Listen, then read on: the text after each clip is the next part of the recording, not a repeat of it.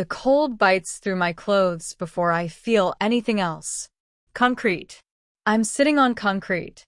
My wrists ache with a dull, constant throb that tells me the shackles have been there long enough to leave permanent marks. When I try to shift, metal scrapes against stone, and the sound echoes in the darkness like a scream. How many days has it been? I've stopped counting. The basement has no windows, just brick walls that weep moisture and a single bare bulb that flickers on and off according to some schedule only my captor understands. Sometimes it stays dark for so long I forget what light looks like. Other times it burns for hours until my eyes ache. My hair hangs in wet tangles around my face. I don't know if it's sweat or condensation from the damp air. The black clothes I wore that night, the night he took me from the grocery store parking lot, are torn now, ripped at the knees where I've fallen, shredded at the sleeves where I fought against the chains until my wrists bled. I remember his voice. Soft. Almost apologetic. You shouldn't have rejected me, Maya. I only wanted to talk. That was months ago. Now, he barely speaks when he comes down. Just slides a tray of food across the floor, watches me with those cold eyes, and leaves. Tonight is different. Footsteps above. Not the careful, measured tread I've learned to recognize. These are heavy. Urgent. Multiple sets of boots hammering across the floor overhead. Voices shouting, words I can't make out, but the tone is unmistakable. Rage. Authority. My heart slams against my ribs. I press myself into the corner, trying to make myself invisible against the brick wall. The chain rattles. Too loud. Always too loud. Then the door explodes. Not opens. Explodes. Wood splinters fly down the stairs as the door is kicked off its hinges. Bright sunlight floods the basement, so intense after months of darkness that I have to shield my face with my arm. Dust particles dance in the sudden shaft of light, swirling like a storm. A silhouette fills the doorway at the top of the stairs. Tall. Broad-shouldered. Absolutely still. For 3 seconds, maybe 5, he doesn't move. Just stands there, backlit by the sun, and even though I can't see his face, I feel the weight of his stare like a physical thing. Then, Cristo. The word is quiet. Deadly. Italian, I think, though I've never heard it spoken like that, like a curse and a prayer wrapped together. He descends the stairs fast, each footfall deliberate and controlled despite the speed. Dust falls around him like ash. As he moves out of the direct light, I finally see him properly. Dark tailored suit, charcoal blazer open over a black shirt. His short dark hair is slightly disheveled, as if he's been running. A trimmed beard shadows his jaw, and his eyes, hazel, or maybe icy blue in this strange light, are locked on me with an expression I can't read. Shock. Fury. Something darker underneath. He stops 3 meters away. Who put you here?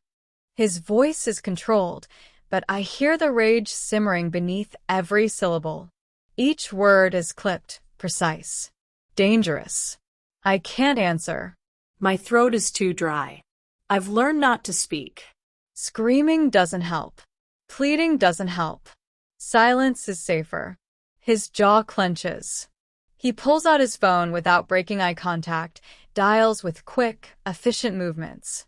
Get Marcus here now with bolt cutters. Medical kit. And I want a full sweep of this property, everything. He pauses, listening. I don't care. He has 10 minutes. He ends a call and crouches down, staying just out of reach. Careful, like I might bolt, or like he's afraid of scaring me more than I already am. My name is Adrian Cole. His tone shifts, becomes softer. Still controlled, but gentler. You're safe now. I'm going to get you out of here. Do you understand? I nod. It's all I can manage. Your name? Maya. The word comes out as a broken whisper. Maya Turner. Something flickers across his face. His eyes narrow slightly, and I see him processing, calculating. He types something into his phone, then looks back at me with renewed intensity. How long? I don't know how to answer. Time doesn't exist down here. Months, I finally whisper. His expression goes cold. Not toward me, toward something else.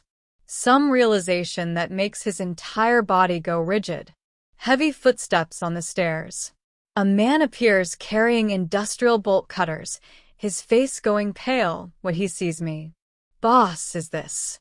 I can see what this is, Marcus. Adrian stands, takes the cutters, and approaches slowly. Maya, I'm going to cut the chains. The noise will be loud, but it'll be over quickly. I nod again. I've forgotten how to do anything else. The metal parts with a sharp, violent crack. The sudden absence of weight on my ankles makes the room spin. I pitch forward, and Adrian catches me before I hit the ground. His hands are careful on my arms, supporting without gripping. Easy. When did you last eat? I can't remember. Yesterday? 3 days ago? He curses under his breath, Italian again, harsh and angry, and lifts me like I weigh nothing. My body wants to fight, to panic, but I have nothing left. Months of barely eating have hollowed me out. Car's ready, boss. Marcus calls from the top of the stairs. Adrian carries me up into blinding daylight. I catch glimpses of the house as we move through. Expensive furniture, clean floors, framed artwork. This isn't some abandoned building. Someone lives here. Someone wealthy. Outside, the sun is too bright. Adrian shifts his blazer to shield my face as he carries me to a black car with tinted windows. The leather interior is soft, warm. He slides in beside me, and the car starts moving immediately.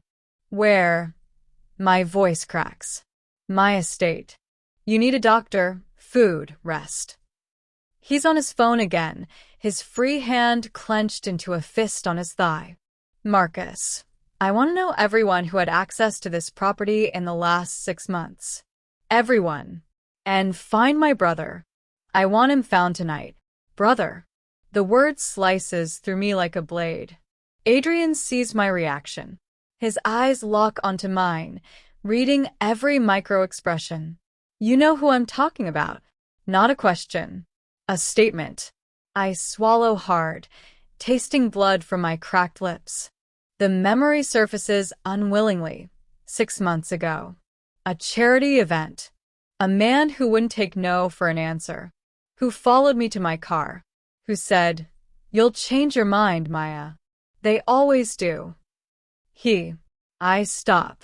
Start again. He asked me out. Multiple times. I said no. Adrian's jaw tightens. The leather of his gloves creaks as his fists clench harder.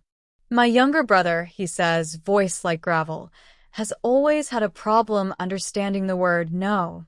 He pauses. His name is Cameron Cole, and as of tonight, he's no longer my brother. The car passes through iron gates that close with a heavy clang behind us. The estate at the end of the drive is enormous, 3 stories of stone and glass, lit up against the twilight sky. My chest tightens. Can't breathe. This man is a stranger. His brother kept me chained in a basement for months. And now I'm being taken to another mansion, in another car, by another man in an expensive suit who speaks with absolute authority. Breathe. Adrian's hand hovers near my shoulder, but doesn't touch. I know what you're thinking. But whatever my brother did, he did alone. I didn't know about you. No one in my organization knew. His eyes bore into mine. I'm not him. Then how did you find me? Anonymous tip. 2 days ago. Someone called and told me to check Cameron's property on Lakeside Drive. His expression darkens. I went expecting to find stolen shipments. Maybe contraband. Not. He stops. Looks away. Not you. The car stops in front of the house. An older woman appears at the door, her expression shifting to horror when she sees me. Mr. Cole. Prepare the guest room, Elena. Fresh linens, water, broth if we have it. Dr. Mitchell is on his way. Adrian carries me inside without waiting for a response. The house smells clean.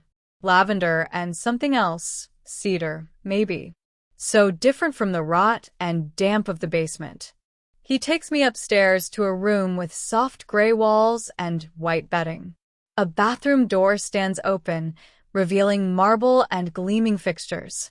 He sets me down carefully on the edge of the bed.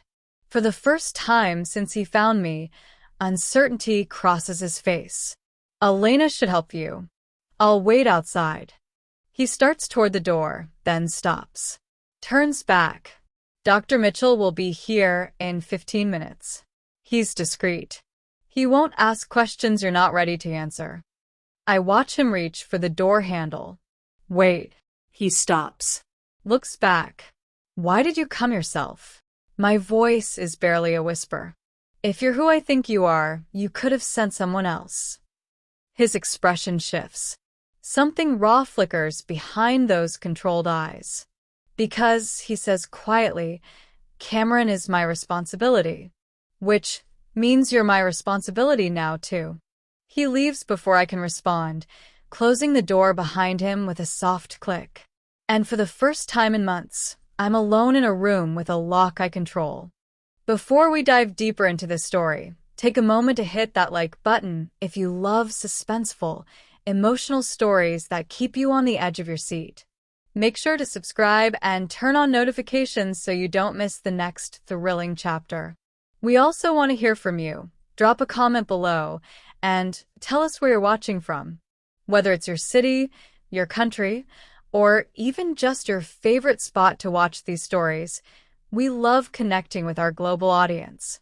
Now, let's get back to the story and see just how far courage can take someone when danger is closing in. I wake to sunlight. Real sunlight, not the sickly yellow of a bare bulb. It streams through gauze curtains, warm and golden, painting patterns across white bedding that smells like lavender detergent. For 3 seconds, I forget where I am. Then my wrists throb and memory crashes back. The basement. The chains. Adrian Cole carrying me out of hell and into this room. I sit up too fast. The room spins. My body is clean. Someone bathed me while I slept, dressed me in soft cotton pajama pants and an oversized shirt. The shackle wounds on my ankles are bandaged with professional precision. I don't remember any of it. Panic claws up my throat. How long was I unconscious? Who touched me? Where? You're awake.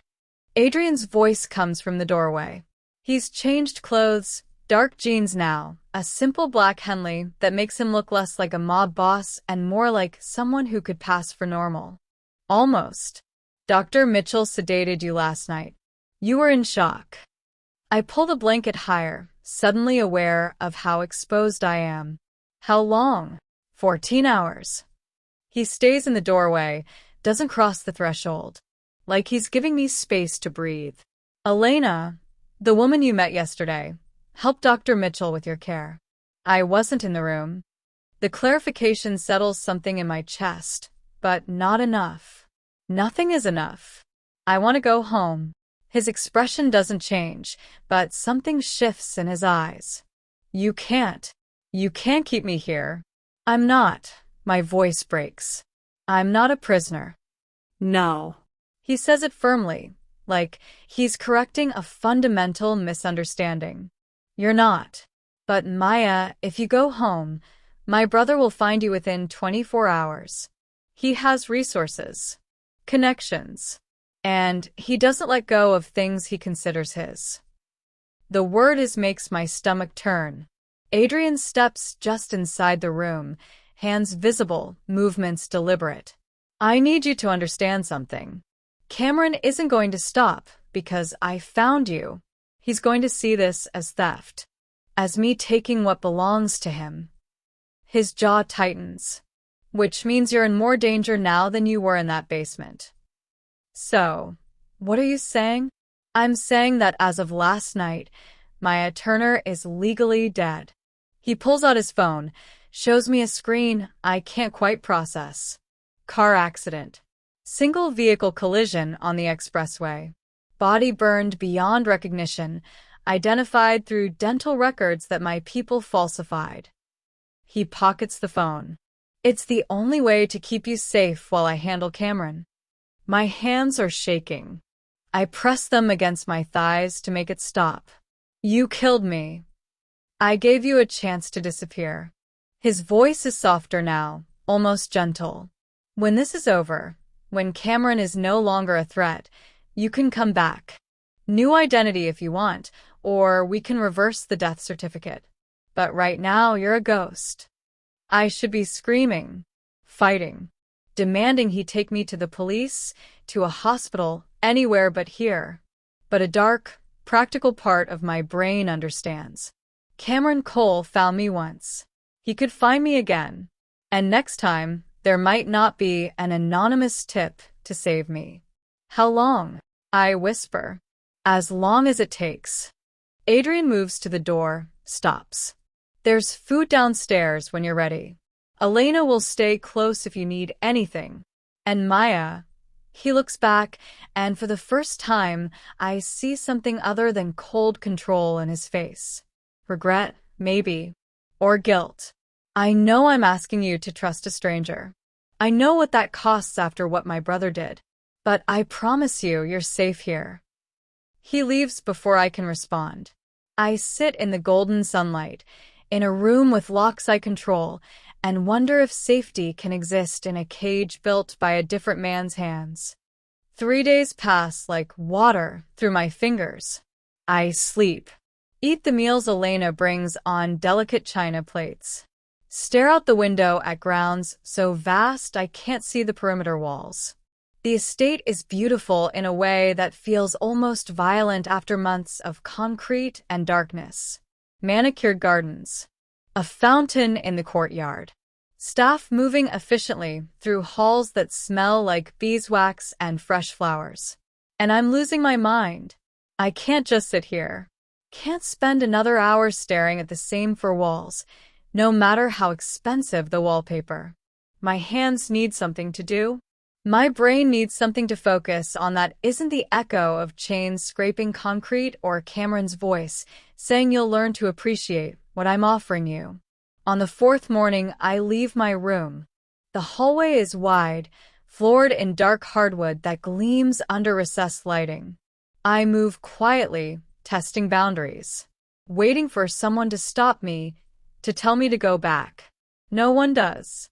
A woman in a gray uniform nods politely as she passes with fresh linens. A man in a dark suit, security, I realize, watches me from the end of the hall, but makes no move to intercept. I find the kitchen by following the smell of coffee and something baking. It's enormous. Restaurant-grade appliances, marble countertops, a prep island the size of my old apartment's living room. Elena stands at the stove, stirring something in a copper pot. She looks up when I enter, surprise flickering across her lined face. Miss Maya, you should be resting. I've rested enough. I hover in the doorway, suddenly unsure. I thought maybe I could help with something. Elena's expression softens. She understands, I think. Understands what idleness does to someone who's spent months with nothing but time and terror for company. Can you chop vegetables?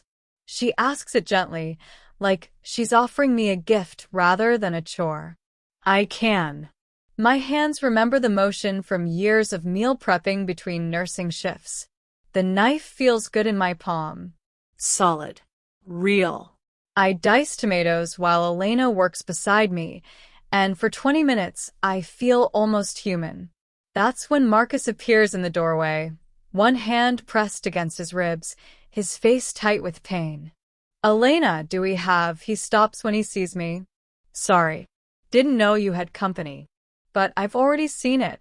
The way he's holding himself. The careful, shallow breathing of someone with bruised or cracked ribs. You're hurt. The words come automatically, years of emergency room training overriding everything else. It's nothing. Training accident. He starts to back away, but I'm already moving toward him. Let me see. Miss, I don't think. Sit. I point to one of the kitchen chairs. When he hesitates, I add more firmly. I'm a nurse. Or I was. Just let me look. He glances at Elena, who nods. He sits. I work carefully, lifting his shirt just enough to see the bruising that blooms across his left side. Dark purple, spreading. I press gently along his ribs, watching his face for reactions. He winces at the 8th rib. Likely fractured, not broken, I tell him. You need an X-ray to be sure, but based on the location and your breathing, I'd say hairline fracture at worst. I look around the kitchen. Do you have medical supplies here? Ice packs, compression bandages? There's a first aid station in the south wing, Elena offers. 20 minutes later, I have Marcus properly wrapped and iced. Word spreads faster than I expect. By evening, 2 more of Adrian's men appear with minor injuries, one with a gashed knuckle that needs proper cleaning and butterfly bandages, another with a shoulder he wrenched during what he vaguely describes as perimeter work. I treat them in one of the sitting rooms that Elena helps me convert into a makeshift clinic. It feels good, purposeful, like I'm reclaiming pieces of myself that Cameron tried to bury in that basement. Adrian finds me there after the last man leaves.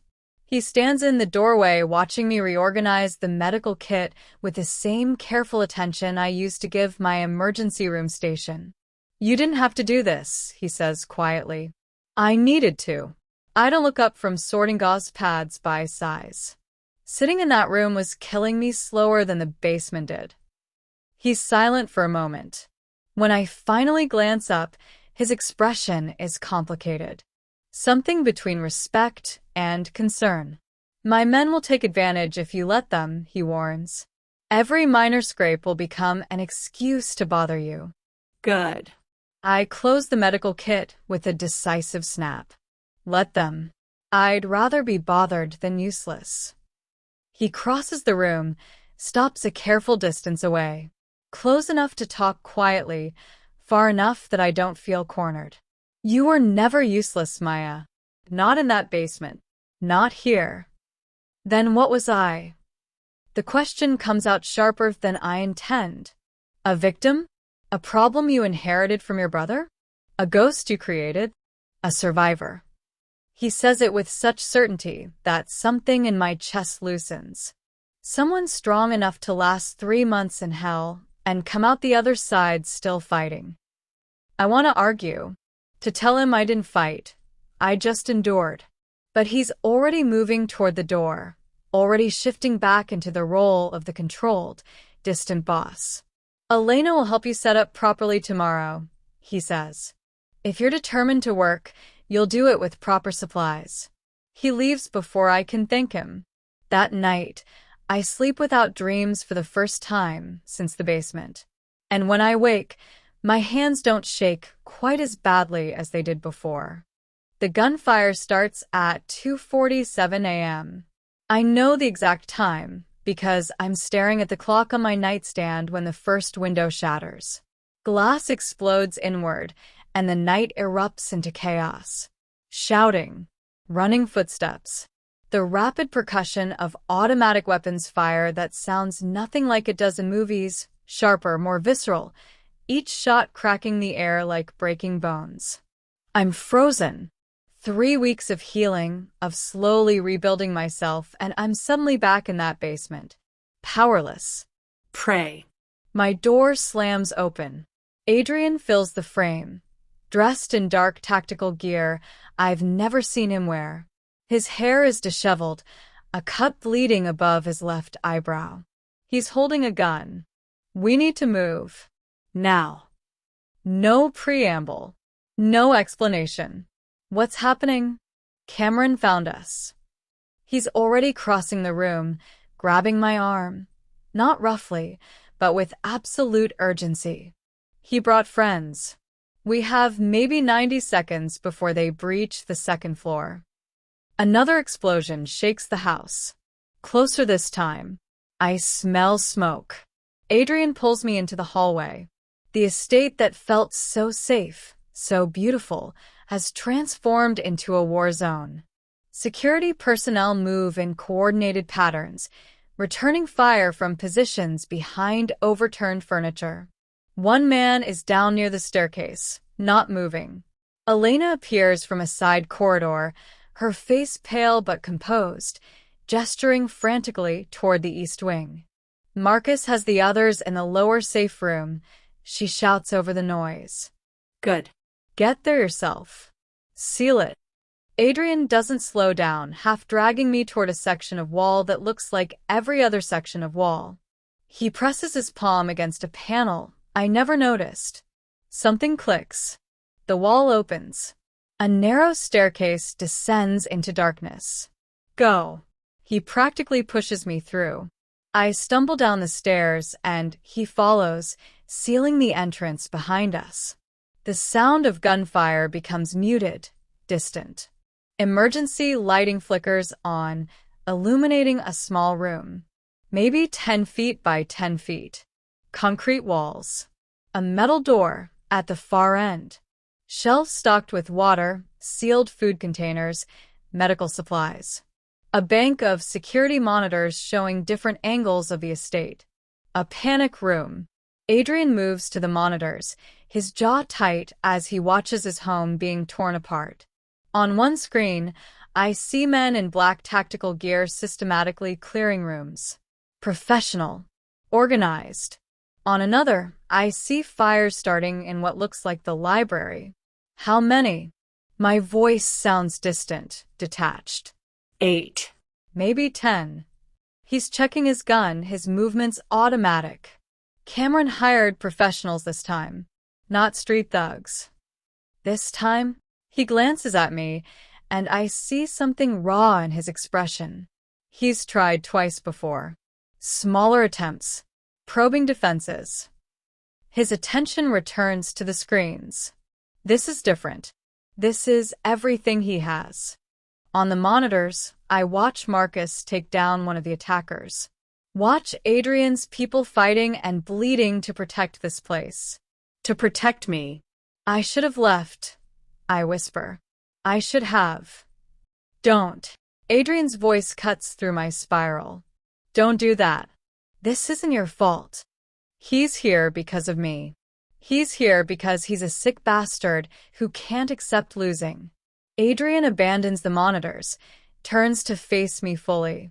In this small space, he's overwhelming. Too close.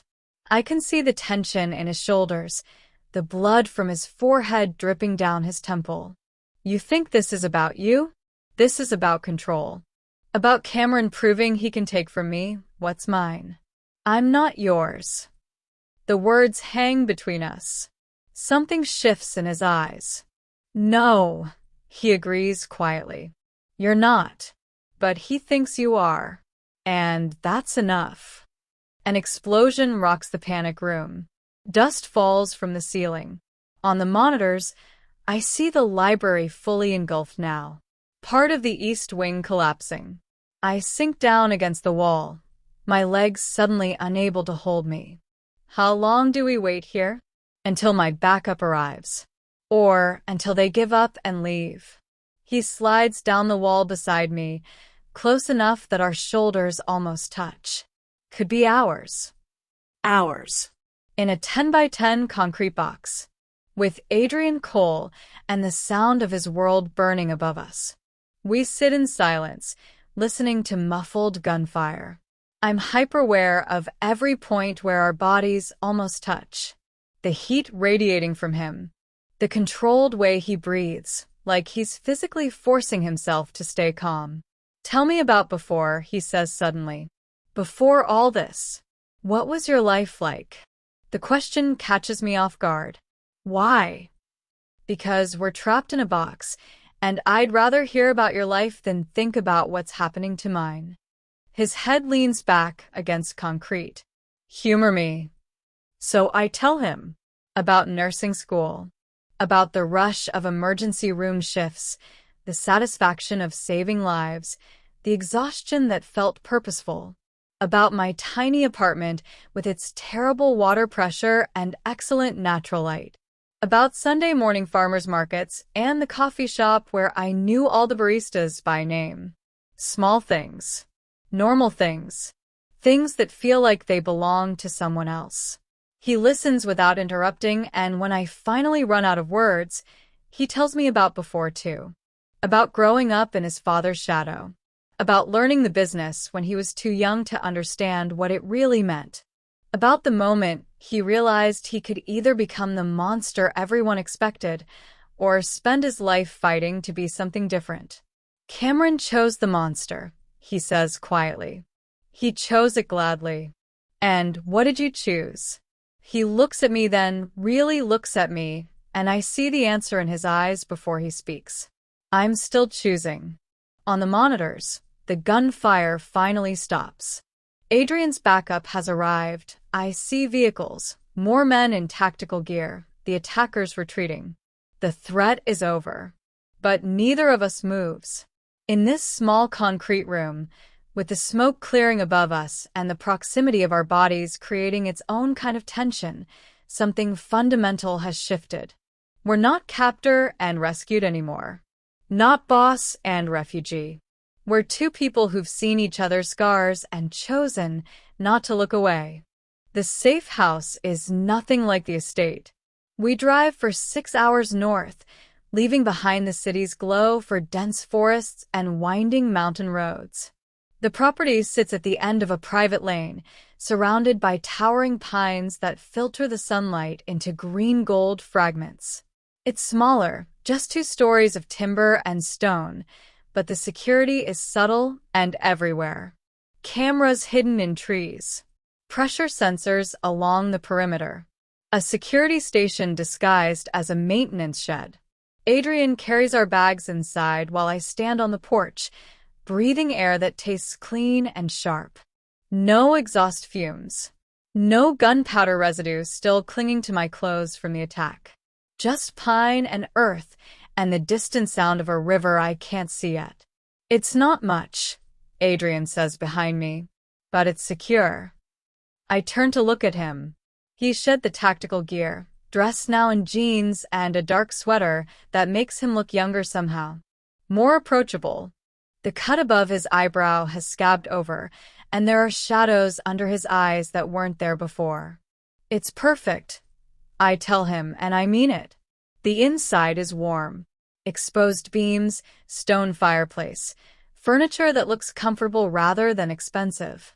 Floor-to-ceiling windows face the forest, though I notice they're reinforced glass. Adrian shows me to a bedroom upstairs, smaller than the one at the estate, but it has a view of the trees that makes my chest ache with something I can't name. There's a laptop in the study, he says, hovering in the doorway. Password protected, but you can use it. Limited access, monitored, but you can browse, read news, watch whatever you want. He pauses.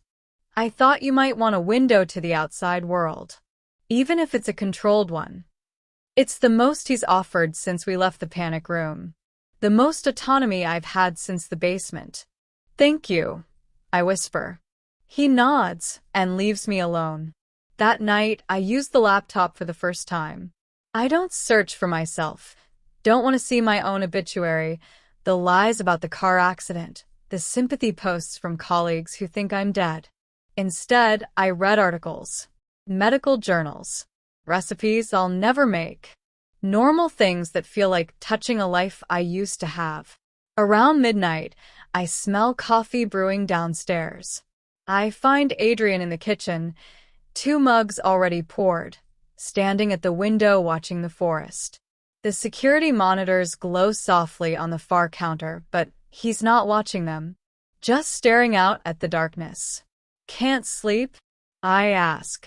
Never could. Not really. He hands me a mug without looking away from the window. My father used to say sleep was a luxury for people who didn't have enemies. Sounds like a terrible way to live. It was. He takes a sip of his coffee. Still is, I suppose.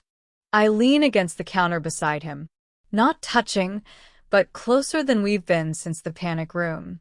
Do you ever think about leaving? Walking away from all of it? Every day. The admission surprises me. But it's not that simple.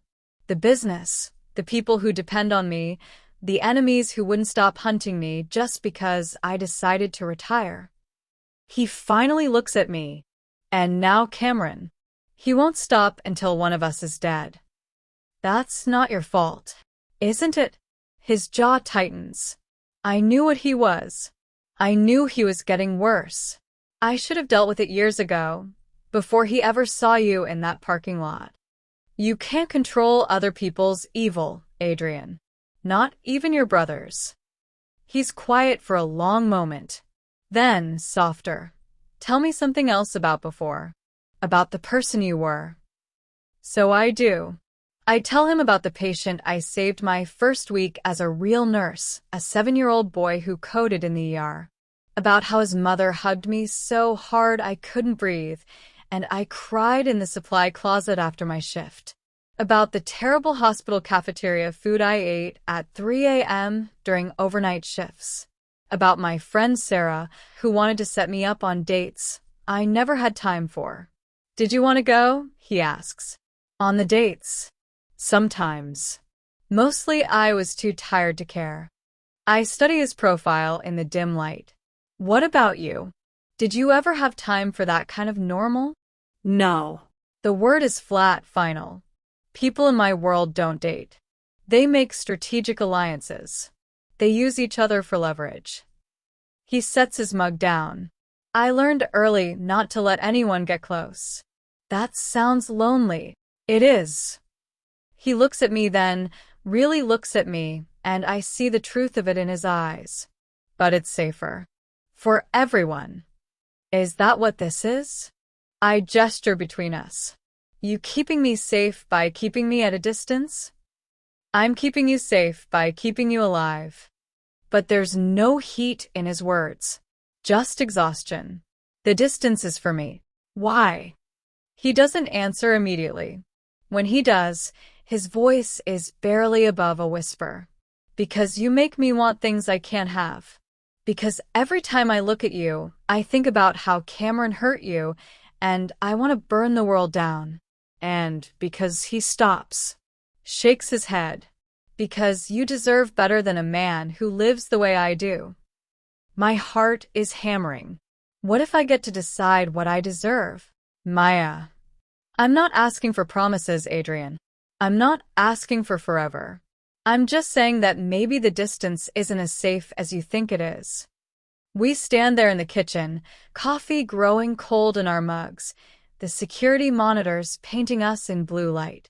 The space between us feels charged, dangerous in a completely different way than Cameron's violence or the assault on the estate.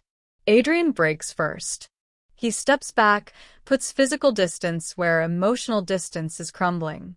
Get some sleep, he says quietly. We'll talk in the morning.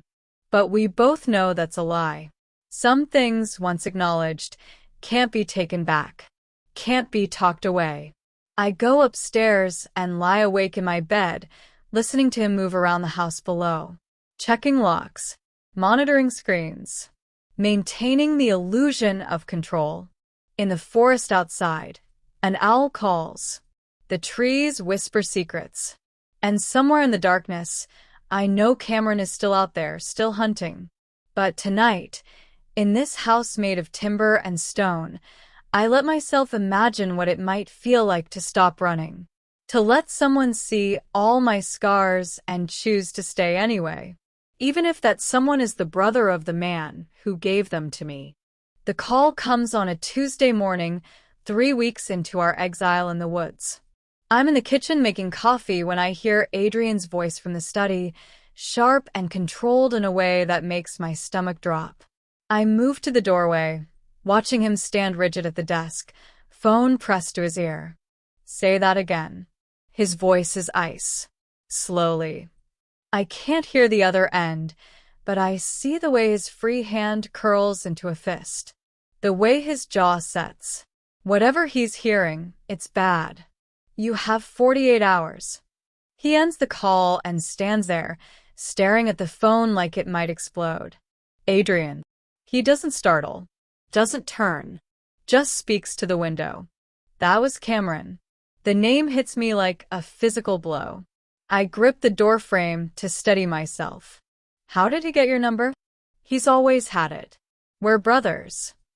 The word tastes bitter in his mouth. He wants to meet. Absolutely not. It's a trap. Of course it's a trap. He finally turns to face me. But he says he has information. Names of people in my organization who've been feeding him intel.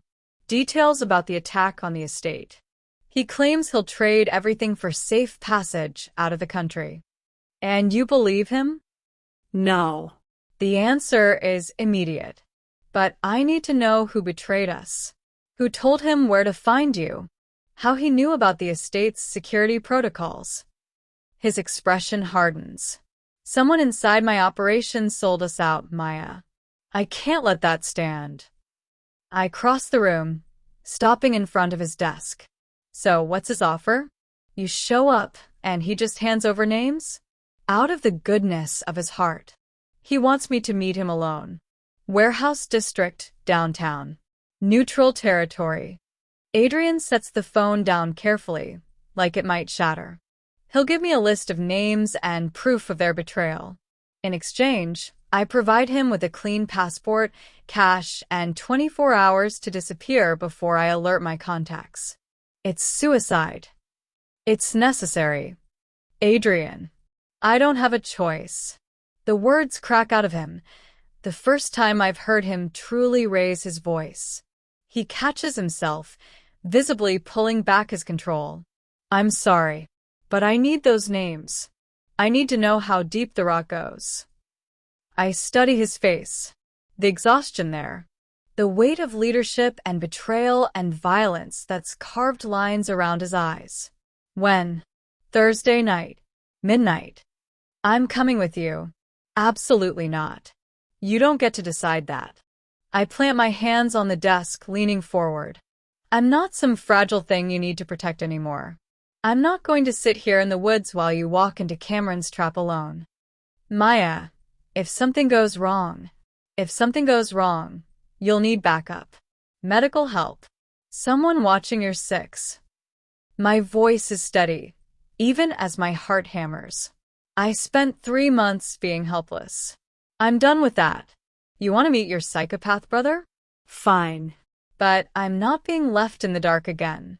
Adrian's eyes search my face, looking for weakness. Finding none. You have no training. No experience with this kind of situation. I have 3 months of experience surviving your brother. That's more than most of your men can say. That's not the same as. I'm not asking permission. I straighten, crossing my arms. Either I come with you and we plan this properly, or I follow you myself and become a liability. Your choice. The silence stretches. Outside, birds call in the morning light. The coffee maker beeps, forgotten. Finally, Adrian's shoulders drop slightly. Not defeat. Acceptance. You stay in the surveillance van, he says. Marcus will be with you. You monitor feeds, nothing more. If I give the signal to evacuate, you leave immediately. No arguments, no hesitation. Agreed. And if Cameron asks about you, if he even mentions your name, the deal is off and we extract immediately. Fine. He moves around the desk, stopping close enough that I have to tilt my head back to maintain eye contact. I need you to understand something. If this goes wrong, if Cameron has planned something I haven't anticipated, he won't just kill me. He'll come for you. And this time, I won't be there to break down the door. I know. And you're still willing to risk it? I think about the basement, the chains, the months of helplessness, Then I think about the panic room, about Adrian sliding down the wall beside me, about late-night conversations in this kitchen where we've both let our guards drop. "You're risking your life to protect me," I say quietly. "The least I can do is be there to watch your back." Something flickers in his eyes. Respect, maybe, or fear. "You're going to get me killed, Maya Turner. Or save your life." I manage a small smile. "Guess we'll find out Thursday." He doesn't smile back, just reaches out and brushes a strand of hair from my face, his fingers lingering for half a second longer than necessary. The touch is gentle, careful, nothing like Cameron's grabbing hands. "If anything happens to you," he says, voice low, "if he gets anywhere near you," he won't. I catch his hand before he can pull away. "Because we're going to be smart about this. We're going to plan every detail. And we're going to walk out of there with the information you need and proof that I'm more than just someone who needs protecting." His fingers tighten around mine. "You've never been just that." "Then let me prove it." The next 2 days blur into preparation. Marcus brings equipment. Adrian reviews security footage, floor plans, exit routes. I learn to use an earpiece, to read surveillance feeds, to identify threats on grainy black and white monitors. At night, we sit in the kitchen drinking coffee that neither of us needs, not talking about what could go wrong, not acknowledging the fact that in 48 hours, one or both of us might be dead. On Thursday morning, Adrian finds me staring out at the forest, trying to memorize the way sunlight filters through the pines. "It's not too late to change your mind," he says. I turn to face him. "Yes, it is."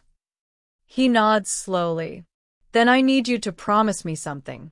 If this is a trap, if Cameron has planned something worse than I'm expecting, Adrian, promise me you'll run, that you won't try to be a hero, that you'll get out and disappear and live the life you should have had." I cross the distance between us, standing close enough to feel the tension radiating from his body. "I promise I'll survive. That's the best I can do." "I'll take it." That night, we drive back toward the city, toward Cameron, toward whatever ending the story is barreling toward. And I refuse to let myself think about the fact that some endings don't let everyone walk away. The surveillance van smells like stale coffee and electronic equipment. I'm wedged between Marcus and a wall of monitors showing 8 different angles of the warehouse district. Grainy infrared feeds paint the world in shades of green and black. Adrian is a bright white figure approaching the main warehouse entrance, 3 of his men positioned on rooftops nearby, invisible to anyone not watching the screens. My earpiece crackles. In position. Adrian's voice is calm, controlled, like he's going to a business meeting instead of walking into his brother's trap. "Copy," Marcus responds. His fingers move across a keyboard, cycling through camera angles. "No movement on the west side. East perimeter is clear. You're good to proceed." I watch Adrian disappear into the warehouse. My heart is hammering so hard I'm sure Marcus can hear it. "Breathe," he tells me without looking away from the screens. Boss knows what he's doing. But my eyes keep drifting to the other monitors, to the empty streets, to the parked cars that could hide anything, to the sedan parked 2 blocks away that Adrian insisted I use as an escape vehicle if things went wrong. Black, nondescript, keys in the ignition. Something about it bothers me. Inside the warehouse, Adrian meets Cameron in the center of an empty floor. Even in infrared, I can see the resemblance between them. Same height, same build. But where Adrian moves with controlled purpose, Cameron's posture radiates coiled violence. "You came alone." Cameron's voice crackles through the feed. I'm touched. "You have information I need." Adrian's response is flat. "Let's not pretend this is a reunion." "Always so cold, brother." Cameron circles him slowly. "Even when I'm offering you a gift." "The names." Cameron pulls out a phone, taps the screen, then tosses it to Adrian. 12 people in your organization. Some you'll be surprised by. Others you should have seen coming. Adrian scrolls through the phone, his body language giving nothing away. But I see the slight tension in his shoulders. The information is real. And the proof. Adrian asks. Bank transfers. Communications logs. Video recordings. It's all there. Cameron's smile is audible. Now. My passport and cash. That's when I see it. On the peripheral monitors, movement. Not near the warehouse. Near the escape sedan 2 blocks away. 3 figures approaching from different angles, moving with professional precision. They're not watching the warehouse. They're watching the car. My car. Marcus. My voice comes out sharp. Southwest corner. The sedan. He switches cameras, zooms in. We both see it at the same time. The figures aren't trying to hide anymore. They're positioning themselves around the vehicle, one checking underneath, another examining the driver's side door. They're rigging it, Marcus breathes. Jesus Christ, they're planting explosives. My blood turns to ice. Adrian said that car was for me. If things went wrong, I was supposed to run to that car. Marcus's face goes pale. He keys his mic. Boss, we have a situation. Wait. I grab his arm. My mind racing. Cameron asked if Adrian came alone. He wanted to know if I was here. So, the meeting isn't about killing Adrian. It's about confirming I'm here. That I'm watching. That I'll run to that car when things go south. The pieces click into place with horrible clarity. Adrian was never the target. I am. This whole thing is just bait to draw me out. On the screen, Adrian is reaching into his jacket, pulling out an envelope. Cameron is still talking, still performing his role in this choreographed betrayal. Boss, abort. Marcus shouts into the comms. The trap isn't for you. But Cameron is faster. He makes a gesture, and figures emerge from the shadows of the warehouse. Not attacking Adrian. Blocking his exits. Cameron's laugh echoes through the feed. Did you really think I wanted to run, brother? Did you think I'd let you steal from me and just disappear? His voice rises. Where is she? Where's Maya? Adrian's response is cold. Nowhere you'll ever find her. Liar. Cameron pulls a gun. Your man just radioed. She's in the surveillance van. Which means any second now, she's going to run. And when she does, she's going to run to the car you promised her was safe. My hands are shaking. The men around the sedan are finishing their work, melting back into shadows. He's going to force your hand, I realize. He's going to threaten you until I have no choice but to run. You're not going anywhere, Marcus says, but his voice is uncertain.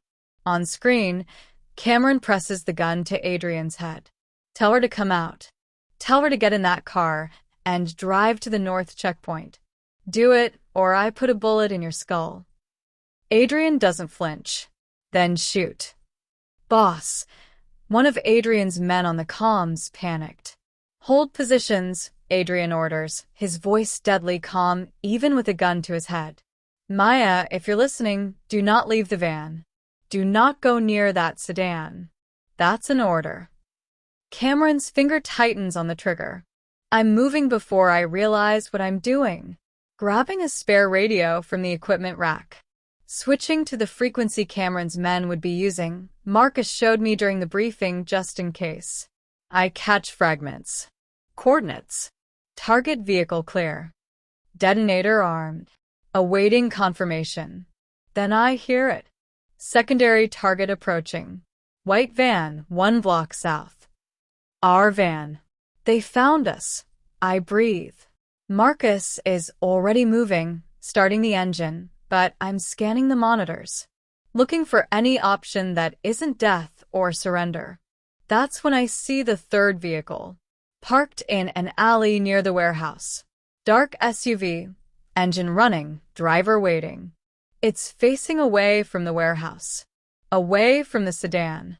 An actual escape route, not a trap. Adrian. I key the main comms, my voice cutting through the chaos. The sedan is rigged. Explosives, remote detonator. Cameron's men are surrounding our position. But there's an SUV, alley northwest of your position, 40 meters. Dark blue. Engine running. Silence. Then Adrian's voice, still calm. Are you certain? Yes. Then I suggest you use it. Everything happens at once. Adrian moves. Fast. Brutal. He slams his elbow back into Cameron's gut, twists away from the gun. His men open fire from the rooftops, taking down Cameron's, people blocking the exits. Marcus floors the van, tires screaming as we lurch forward. Behind us, I hear engines. Cameron's men in pursuit. Drive to the alley. I tell Marcus. Northwest side. That's toward the warehouse. Trust me. He swerves hard, and I'm thrown against the monitor bank. On the screen still functioning, I see Adrian fighting. See Cameron on the ground. See Adrian's team converging on his position. We skid into the alley. The SUV is there, driver's door opening. One of Adrian's men I don't recognize. Get out. Marcus shouts, and we're running, abandoning the van, diving into the SUV. Behind us, an explosion. The sedan. Cameron detonated it anyway, hoping we'd be close enough to catch the blast. The SUV peels out just as Adrian appears, dragging a limping Cameron by the collar. He throws his brother into the back, slides in beside him, and we're moving before the doors even close. Drive, Adrian orders. Safe house 3. I turn to look at him. Blood on his face. Cameron unconscious or close to it. But his eyes find mine in the chaos, and I see something there I've never seen before. Relief. Pure, overwhelming relief. You saved my life, he says quietly. No. I'm shaking, adrenaline crashing through me. You saved mine. Again. You figured out his plan. You found the real escape route.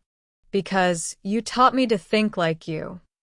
I reach out, my hand finding his. We saved each other. His fingers close around mine, tight and warm and alive. And in the back seat of a speeding SUV, with his brother bleeding and sirens wailing in the distance, Adrian Cole finally lets himself smile. Safe House 3 is a converted firehouse on the edge of Industrial District, all brick and reinforced steel, the kind of building designed to withstand catastrophe. We drag Cameron inside while Adrian's team secures the perimeter. He's conscious now, spitting blood and curses in equal measure. 2 of Adrian's men, I learn their names are David and Torres, bind Cameron's wrists with zip ties and shove him into a metal chair bolted to the concrete floor. You think this changes anything? Cameron snarls, his face a mess of bruises from Adrian's elbow strike. You think capturing me solves your problem? Adrian doesn't answer. He's on his phone, scrolling through the list of names Cameron provided. His expression grows darker with each swipe. Marcus, get me files on these 12 people. Everything. Financial records, communications, movement logs for the past 6 months. He looks up, meets my eyes across the room. Maya, there's a first aid kit in the back office. Can you? He gestures to his team. David has a gash across his arm from broken glass. Torres is favoring his left side. Even Marcus has a bleeding cut above his eyebrow from when we abandoned the van. Of course. I'm grateful for something to do. Something to focus on that isn't Cameron's voice or the way my hands won't stop shaking. I work methodically, cleaning wounds and applying bandages while Adrian interrogates his brother. It's not the violent interrogation I expect. Adrian just stands there, arms crossed, letting Cameron rant. She's mine. Cameron is shouting. I found her first. I chose her. You had no right. You kidnapped her. Adrian's voice is flat. You chained her in a basement for 3 months. You tortured her. I was teaching her. Cameron strains against the zip ties. Teaching her to appreciate what I could give her. She would have come around eventually. They always do. My hands freeze on Torres's bandage. The casual way he says it. They always do. Like I wasn't the first. Adrian notices my reaction. His jaw tightens. How many? What? How many women, Cameron? Before Maya. Cameron's smile is ugly. Does it matter? Yes. The word is sharp as a blade. 4. Maybe 5. Cameron shrugs like he's discussing the weather. None of them lasted as long as Maya. She was special. Stronger. That's why I knew she was worth keeping. The room goes silent. Even the sounds from outside, traffic, distant sirens, seem to fade. Adrian moves with controlled precision. He crosses to Cameron, crouches down to eye level. When he speaks, his voice is so quiet, I have to strain to hear it. I'm going to make you a deal, brother. You're going to give me locations. Every place you kept those women. Every detail you remember about them. Names if you know them. He pauses. And in exchange, I won't kill you. Cameron laughs. You won't kill me anyway. You're too soft. Too concerned with your precious morality. You're right. Adrian stands. I won't kill you. Because that would be mercy. Instead, I'm going to hand you over to federal authorities with enough evidence to put you away for the rest of your life. And I'm going to make sure you end up in a facility where everyone knows exactly what you did to those women. The laughter dies in Cameron's throat. You're bluffing, he says, but I hear the uncertainty now. Marcus, contact Agent Williams at the FBI. The one who's been trying to build a case against me for 3 years. Tell him I have a gift. Adrian pulls out the phone Cameron gave him. Bank transfers proving racketeering, money laundering, and conspiracy. Communications logs showing organized crime connections. And a suspect in multiple kidnapping cases who's ready to confess. Adrian. Cameron's voice cracks. Brother, please. I'm not your brother. Adrian turns away. Not anymore. Marcus steps outside to make the call. The rest of us stand in uncomfortable silence. I finish bandaging Torres and move to David, my hands working on autopilot while my mind spins. 4 or 5 women. Before me. Did they survive? Did their families ever know what happened to them? Or are they still missing, still grieved over, still trapped in limbo because Cameron Cole decided they were his to take? Maya. Adrian's voice pulls me back. He's standing a careful distance away, giving me space. You don't have to be here for this. David can take you to the upper floor. There's a clean room, secure. No. I finish tying off David's bandage and stand. I need to be here. I need to see this through. It's going to get worse before it gets better. The FBI will have questions. There will be statements, testimony. I know. I meet his eyes. And I'll answer every question.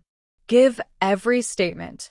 Whatever it takes to make sure he never gets the chance to do this to someone else. Something shifts in Adrian's expression. Pride, maybe. Or respect. He nods once, then turns back to Cameron. Start with the first one, he orders. Name, location, date. Everything. Cameron resists for exactly 12 minutes. Then, faced with the reality of federal prison and no brother to protect him, he breaks. The words come tumbling out. Names. Addresses. Details that make my stomach turn and my eyes burn with unshed tears. Adrian records everything on his phone. Clinical. Methodical. But I see the muscle jumping in his jaw. The way his free hand stays clenched in a fist at his side. When Cameron finally falls silent, drained and defeated, Adrian saves the recording and pockets his phone. Marcus. FBI is 15 minutes out. Agent Williams sounded skeptical until I mentioned your name. Now he's bringing half the field office.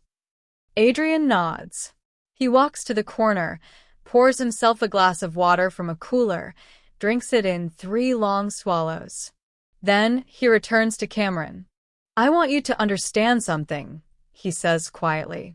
Every woman you hurt, every life you destroyed, that blood is on both our hands. Mine because I didn't stop you sooner. Yours because you're the monster who chose to spill it. He leans down close enough that only Cameron and I, standing nearby, can hear. But unlike you, I'm going to spend the rest of my life trying to make it right.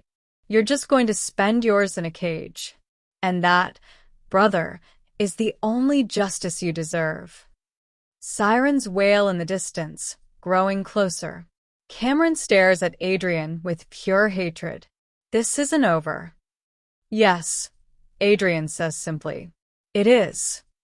When the FBI floods through the doors 10 minutes later, Agent Williams takes one look at Cameron zip-tied to the chair and turns to Adrian with an expression somewhere between suspicion and disbelief. Cole. I'm going to need you to explain. I'll tell you everything, Adrian interrupts.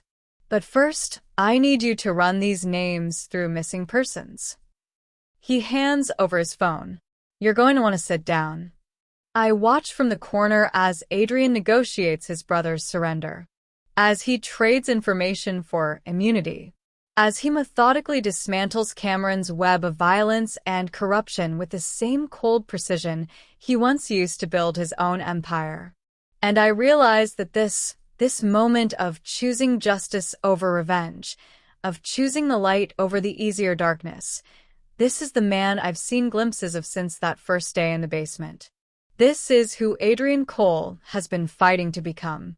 The name hits Adrian like a physical blow. We're back at the Northern Safe House, 48 hours after Cameron's arrest. The FBI has Cameron in custody, and Agent Williams has promised to keep Adrian updated on the investigation into the other victims. But Adrian barely seems to register any of it. He's been locked in the study since we returned, poring over the files Marcus compiled on the 12 names Cameron provided. I bring him coffee at 3 a.m. and find him staring at a single page, his face ashen. Adrian. He looks up, and I see something I've never seen in his eyes before. Raw, unfiltered hurt. Thomas Reeves. His voice is hollow.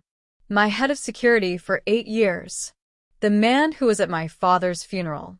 Who I trusted with everything. He slides the paper across the desk toward me. He's the one who gave Cameron access to the estate's security protocols. Who told him when you'd be alone. Who disabled the cameras the night of the attack, so Cameron would know exactly where to strike. I pick up the page.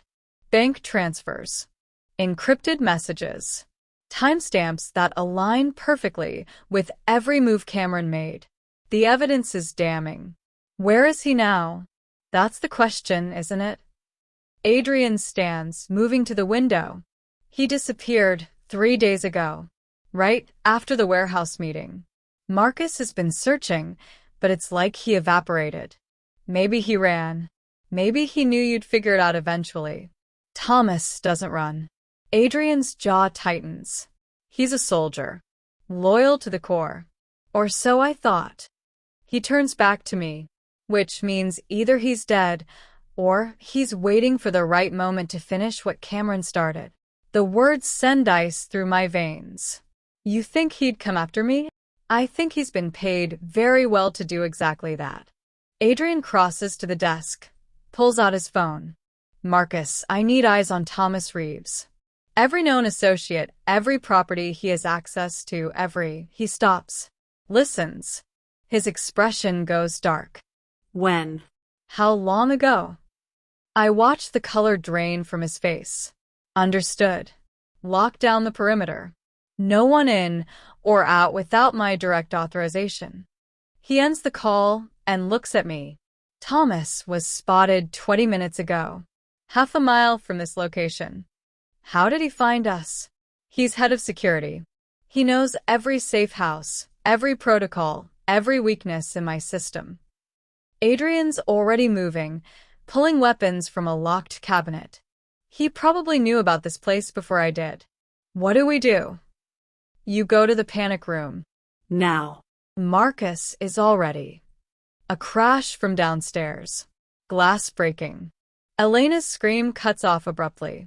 Adrian's hand closes around my wrist, pulling me toward the hidden door in the study wall. But before we reach it, the study door explodes inward. Thomas Reeves stands in the doorway, gun drawn. He's older than I expected, mid-50s, with gray hair and cold eyes that don't match the almost apologetic set of his mouth. Adrian. He keeps the gun trained on us. I was hoping you'd be asleep. Thomas. Adrian's voice is carefully controlled, but I feel the tension radiating from his body. It didn't have to be like this. Yes, it did. Thomas steps into the room, and I see Marcus behind him, hands zip-tied, being pushed forward by another man I don't recognize. You made your choice when you turned Cameron over to the feds. Some of us still believe in family loyalty. Family loyalty. Adrian's laugh is bitter. Cameron kidnapped and tortured innocent women. He attacked my home. He tried to kill Maya. That's what you're defending. I'm defending the principle. Thomas's gun doesn't waver. Your father built this organization on loyalty. Blood before business. You betrayed that the moment you chose her over your brother. I chose justice over enabling a monster. You chose weakness. Thomas gestures with the gun. Now move. Both of you. My orders are to bring the girl to the federal courthouse. Cameron has friends who'll make sure she never testifies. My blood runs cold. You're going to kill me. I'm going to complete the contract I was paid for. Thomas might as well be discussing the weather. Nothing personal, Miss Turner. Just business. I'll triple whatever Cameron paid you, Adrian says quickly. Name your price. It's not about money anymore. It's about reputation. I don't leave jobs unfinished. Thomas moves the gun to point directly at my head. Last chance. Both of you, out the front door into the vehicle waiting outside. Or I put a bullet in her right now and take my chances with you. Adrian's hand tightens on my wrist. I feel his pulse hammering. He's calculating angles, distances, odds of getting to his gun before Thomas can fire. Don't, I whisper. It's too far. I'm not letting him take you. Adrian. I said move. Thomas's voice cracks like a whip. That's when Elena appears in the doorway behind Thomas, a cast iron skillet in her hands. She swings it with surprising force, connecting with the back of Thomas's skull with a sound like a cracked egg. Thomas drops like a stone, and his gun skitters across the hardwood floor. The other man holding Marcus raises his weapon, but Adrian is already moving. He closes the distance in 3 strides, disarms the man with brutal efficiency, and has him face down on the floor before I can even process what's happening. Elena stands over Thomas's unconscious body, skillet still raised, breathing hard. No one hurts my family, she says fiercely. Marcus, hands still zip-tied, manages to look both impressed and terrified. Remind me never to make you angry, Elena. Adrian is already on his phone. Agent Williams? I have another gift for you. My former head of security attempted kidnapping and conspiracy to commit murder. Yes, I'll hold. He looks at me across the chaos, and despite everything, there's a ghost of a smile on his face. You okay? I nod, even though I'm shaking. Elena just saved our lives with cookware. Best security investment I ever made. Adrian cuts the zip ties off Marcus's wrists, then moves to secure Thomas with the same ties. Search him. I want to know who else is on Cameron's payroll. Marcus finds a burner phone in Thomas's jacket. He scrolls through the messages, his expression darkening. Boss, you need to see this. Adrian takes the phone, reads, and his jaw sets. 3 more names. People I've known for years. I'm sorry, I tell him quietly. He looks at me, and the hurt in his eyes is almost unbearable. I trusted these people with my life. With your life. His voice drops. And they sold us both for money. Not all of them. I glance at Marcus, still loyal. At Elena, who just committed assault with a skillet to protect us. At David and Torres, who took bullets during the warehouse fight. Some people stayed. The ones that mattered, Marcus adds. Adrian is silent for a moment, processing. Then he nods. Round up the other 3 names. Quietly. I want them all in FBI custody by morning. He hands the phone back to Marcus. And Marcus? Thank you for not being one of them. Wouldn't dream of it, boss. By dawn, all 3 remaining traitors are in federal custody alongside Thomas Reeves. Agent Williams calls personally to tell Adrian that Cameron is being transferred to a maximum security facility, no bail, trial date set for 6 months out. The evidence is overwhelming. The other victims have been identified, their families notified. Some cases will reopen. Some will finally close. Adrian and I sit on the porch watching the sunrise paint the forest gold and pink. He hasn't spoken in 20 minutes. It's over, I finally say.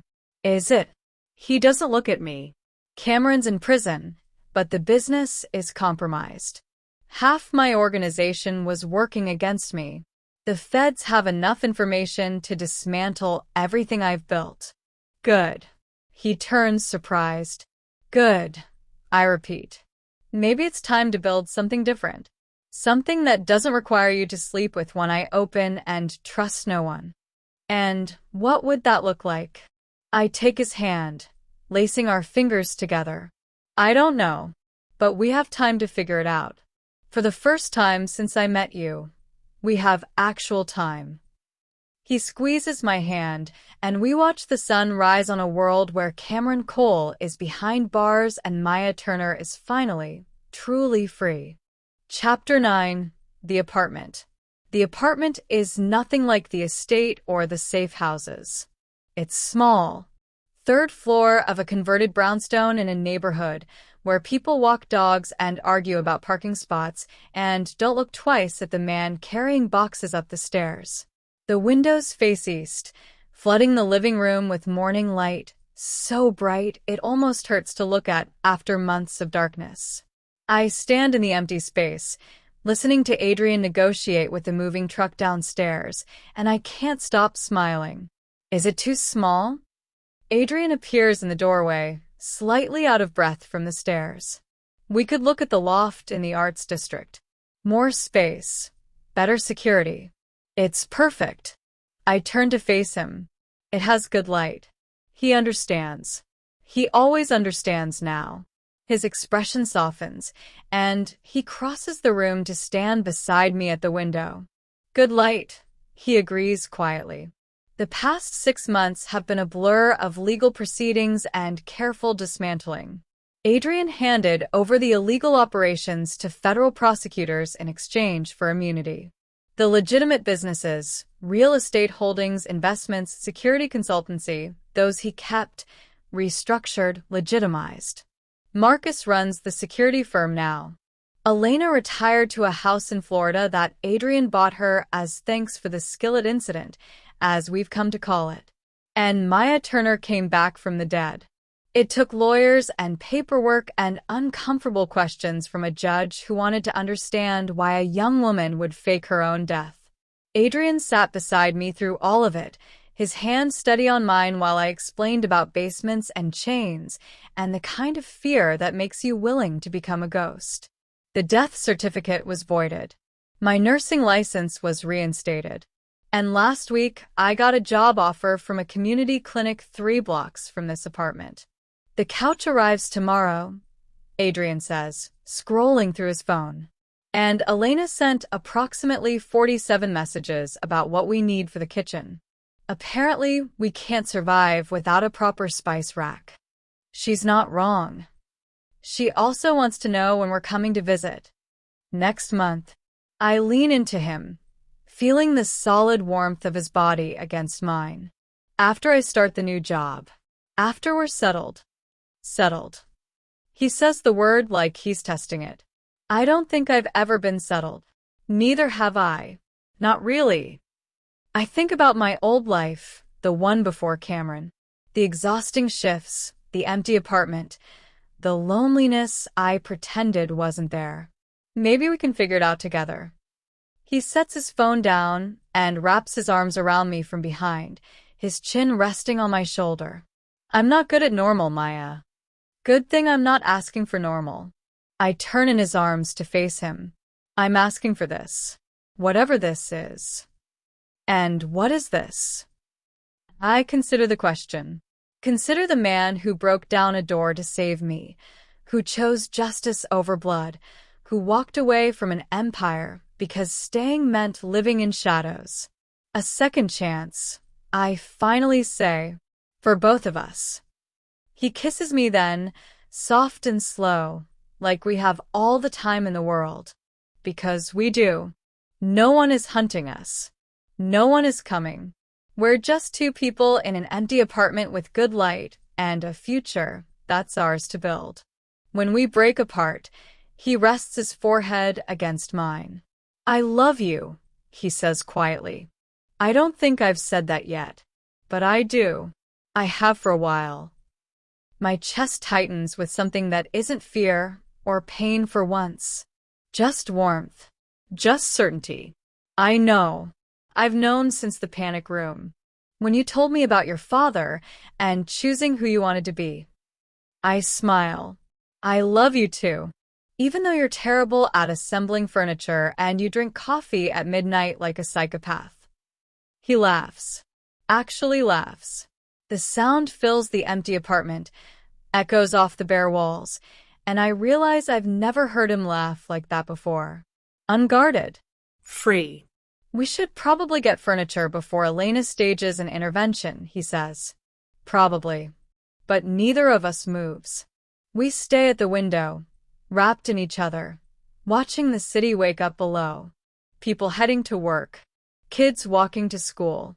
The ordinary, beautiful chaos of normal life happening all around us. My phone buzzes. A text from Sarah, my friend from the hospital who cried at my funeral and then threatened to kill me herself when I came back from the dead. She wants to meet for coffee next week, wants to hear everything, wants to make sure I'm really okay. I text back. I'm more than okay. I'm happy. And for the first time in longer than I can remember, it's true. Adrian's phone rings. He glances at the screen, then silences it. Marcus. Probably asking about security protocols for the apartment. There aren't any security protocols. I know. He's handling it poorly. Adrian grins. He wanted to install cameras in the hallway. I told him absolutely not. What did he say? That I'm going soft. Adrian shrugs. He's not wrong. I think about the man who stood in that basement doorway months ago, backlit and dangerous, fury barely contained. Then I look at the man standing beside me now, choosing coffee dates and spice racks and apartment leases in his own name. You're not soft, I tell him. You're just finally letting yourself be human. Is that what this is? Yeah. I squeeze his hand. This is what being human looks like. The moving truck rumbles away outside. The superintendent calls up that he's leaving the building keys in the mailbox. A neighbor's dog barks somewhere above us. All the small, inconsequential sounds of a life that's beautifully, gloriously ordinary. That night, we sleep on an air mattress in the empty bedroom, the windows open to let in the city sounds. No security monitors. No weapons within reach. No panic rooms or escape routes or contingency plans. Just us. Just this. Adrian falls asleep first, his breathing evening out, his arm heavy across my waist. I lie awake a while longer, staring at the ceiling, thinking about basements and chains and the long journey from that darkness to this light. I think about Cameron, locked in a cell, facing justice for everything he did. I think about the other women, the ones he hurt before me, and I hope they find whatever closure they need. I think about Thomas Reeves and the others who betrayed us, and I find that I can't even muster anger anymore. Just tired relief that it's over. Mostly, I think about the man sleeping beside me. The one who could have been a monster like his brother, but chose every day to be something different. Something better. Outside, the city hums. Inside, the apartment is silent except for our breathing, synchronized in sleep and safety and trust. And when I finally close my eyes, I don't dream about basements or darkness or fear.